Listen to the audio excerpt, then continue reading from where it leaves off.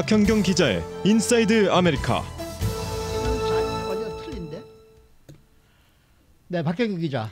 네, 안녕하십니까. 네, 마이크가 켜졌는지 잘 몰랐습니다. 자, 제2차 세계대전 당시에 독일 나치 친위대로 복역했던 이 95살 남성이 미국에서 추방됐습니다. 이에 대한 이야기를 좀 나눠보겠는데요. 어제 추방 조치가 이루어졌죠? 네, 어제 뉴욕에서 95살 야키브 팔리라는 노인이 추방이 됐는데요. 어제 추방되는 장면이 주류 방송에서 계속해서 여러 차례 보도가 됐습니다. 이 뉴욕 퀸스 자택에서 이제 휠체어를 타고 들려 나왔죠. 집에 계단이 있어서 이 수사관들이 휠체어 앞뒤로 들어서 거의 눕다시피 해서 이제 나왔습니다. 그리고 이 팔리는 모자를 푹 눌러쓰고 몸에는 이 머리부터 거의 발끝까지 흰색 천으로 돌돌 말려져서 그 흰색 천 위에 빨간색 이제 끈이 이제 몸을 움직이지 못하게 그렇게 묶여 있었고요. 네. 그리고 수용 차량에 이제 실리기 직전에 휠체어가 땅에 내려지니까 이제 그 흰 천이 조금 내려오면서 얼굴이 보였는데 이 흰 수염으로 가득 덮여 있었고 좀 기운이 없는 그런 모습이었습니다. 그렇군요. 추방되기에는 좀 너무 많은 나이가 아닌가. 95살의 노인이. 예. 네. 이 사람은 어떤 사람입니까? 네, 2차 세계대전 당시에 나치 친위대로 유태인 학살에 가담을 했는데요. 네.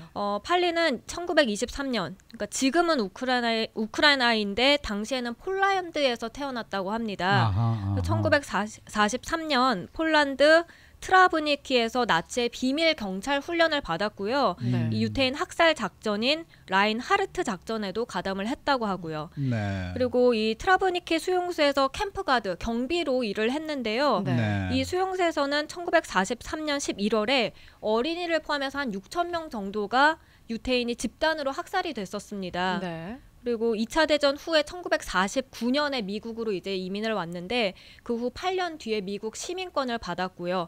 그 후에는 도면을 그리는 이 제도공으로 일을 하면서 쭉 지금까지 미국에서 생활해 온 겁니다. 그렇군요. 네. 그런데 나치에 협력한 적이 있는 이 팔리가 어떻게 미국에 입국을 할 수 있었는지 네. 또 시민권까지 받을 수 있었는지 이게 궁금해요. 네, 그러니까 거짓말을 일단 한 거예요. 아. 그 이민 심사에서 그 2차 세계대전 당시에 넌 뭘 했냐라고 질문을 했는데요.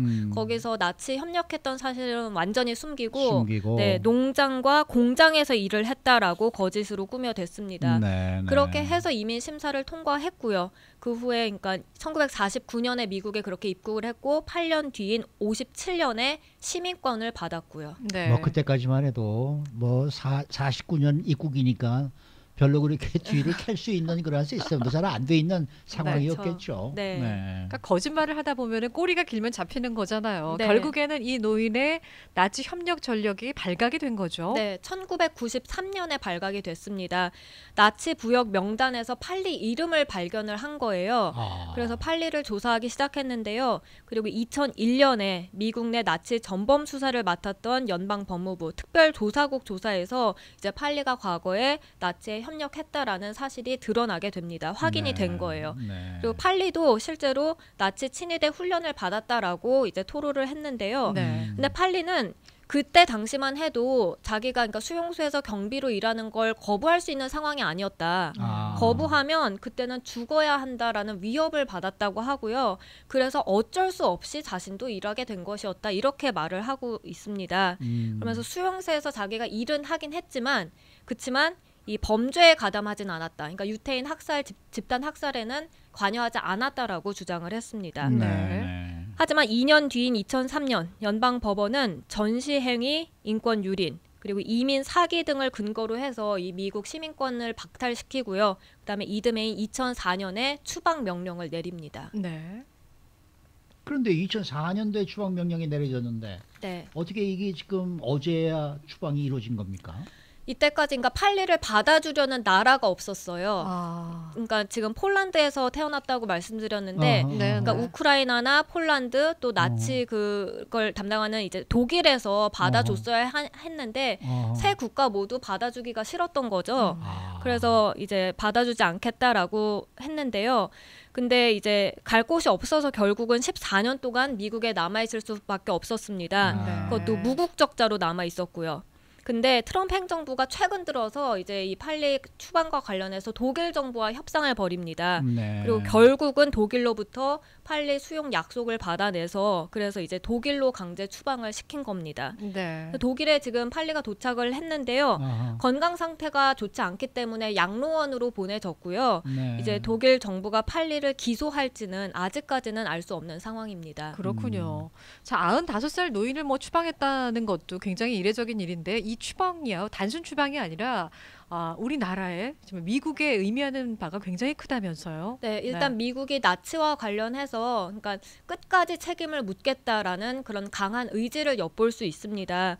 팔리가 95살이고요. 또 추방 명령이 내려지고 나서 14년이란 긴 세월이 지났는데 그럼에도 불구하고 최근 들어서 이제 독일 정부와 협력 약속을 얻어낸 것을 보면 확실히 나치와 관련해서 그냥 넘어가지 않겠다라는 연방 정부 의지를 확인할 수 있고요. 그리고 또 하나는 이 역시 정치적인 부분으로 해석할 수 있겠는데요. 네. 세라 샌더스 백악관 대변인이 어제 성명에서 이렇게 밝혔어요. 추방 명령에도 불구하고 과거 정권, 그러니까 오바마 정부 뭐 그때는 팔리를 제거하는 데 실패했다. 그런데 트럼프 대통령 같은 경우에는 홀로코스트 생존자와 그 가족을 위한 자유의 약속을 지키기 위해서 네. 이 팔리 추방을 최우선 과제로 삼았다라고 말을 했습니다. 아하. 그러니까 과거 정권이 못한 걸 트럼프 대통령은 그렇죠, 해냈다라고 그렇죠. 밝힌 거고요. 네. 그리고 또 공화당도 이번 팔리 추방을 11월 중간 선거에서 공화당의 사기를 올리기 위한 하나의 전략으로 활용하고 있습니다. 네. 이 연방 이민세관 단속국 아이스 활약이 대단했다는 것을 강조하고 있고요. 그리고 공화당 전국위원회는 팔리가 뉴욕에서 돌풍을 일으키고 있는 이 시간에도 한번 전해드린 적이 있었는데 20대 민주당 신예 정치인이죠. 네, 젊은 사람. 알렉산드리아 오카시오 코르테즈. 이 지역구에 팔리가 살았다는 점을 꼬집었습니다.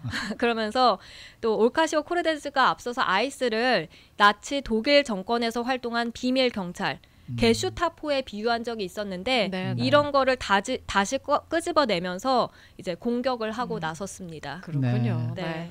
어쨌든 뭐 나치 시절에 그 정말 나쁜 짓을 했던 사람들이 전 세계로 퍼져나가서 지금 살고 있었는데 그러게 말이에요. 끝까지 네. 가서 추적을 해서 잡아내더라고요. 그러니까 그 이스라엘 분들의 그러한 이제 노력도 노력이지만은 참 그 악착스럽게 끝까지 추격을 하겠다는 그러한 이제 이 정신도 한 번은 우리가 좀 눈여겨봐야 될 그런 정신이 아닌가 이런 네. 생각이 들기는 합니다. 네. 어쨌든 잘 갔네요. 잘 보냈네요. 네. 네. 수고 많으셨습니다. 네, 감사합니다. 박현경 기자였습니다.